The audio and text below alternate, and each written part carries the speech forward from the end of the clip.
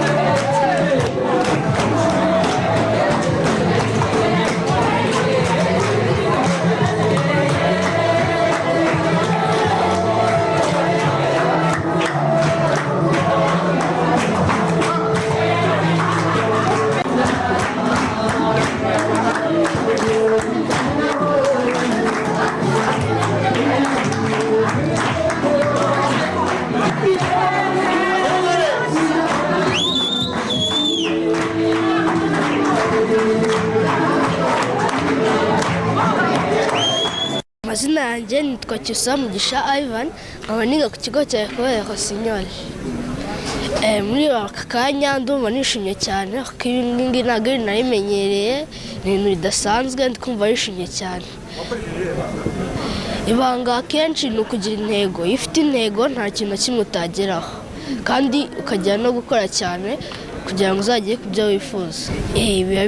Bihita bigutera umuhate cyane, kuko rero ni ihembo waduhaye, uhita ushaka ahubwo gukora cyane kugira ngo ikindi gihe uzajya mu tayisumbuyeho nushaka unapfuke. Nitiye ababyeyi cyane n'ikigo cya CYOSE, abayobozi, le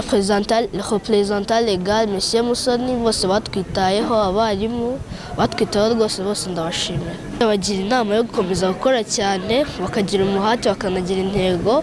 kuko ikintu cyose bashaka bakigeraho. turishimye cyane by'umwihariko nk'ishuri ryacu ngira ngo rikoresheje inshuro ya gatatu ku nshuro ya gatatu rero kugira umwana ugira amanota 99 n'ibice 4 ni ikintu gikomeye cyane turishimye cyane sinavuga ko ari ibanga runaka ni umuhate buri kintu cyose ushyizeho umuhate ubufatanye haba ku babyeyi haba ku barezi ndetse n'ubuyobozi bw'ishuri ibyo byonyine bituma insinzi nk'ingiyi tubigeraho ni ikintu gikomeye cyane ubu tugiye kurwana intambara kugira ngo turebe ko twaguma aho ngaho tugomba kuhaguma uyu munsi twaje ku mwanya wa kabiri umwana wa mbere yarushije umwana wacu igice kimwe kuko uwa mbere agize 99 n'ibice 5 wacu yagize 99 n'ibice 4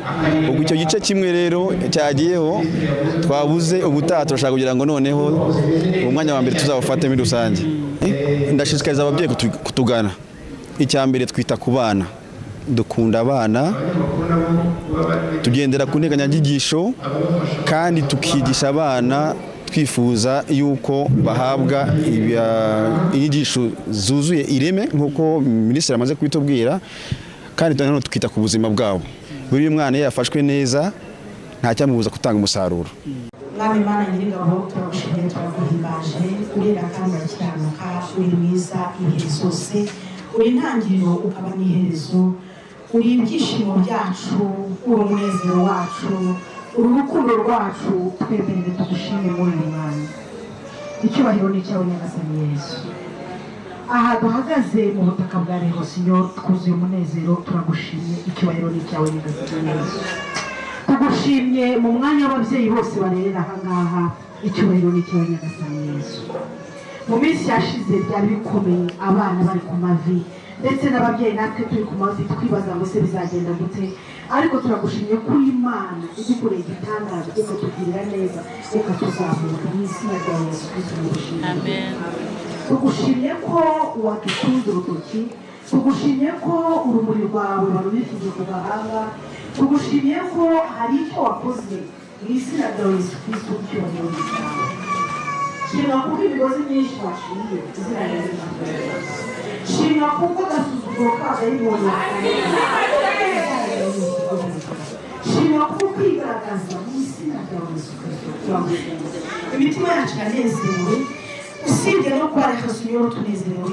uyu muryango uranezerewe by'umwihariko uyu mwana aranezerewe isa aranezerewe mama aranezerewe ndetse natwe muri rusange turanezerewe ikigo kiranezerewe kuko hadutuye umunezero abantu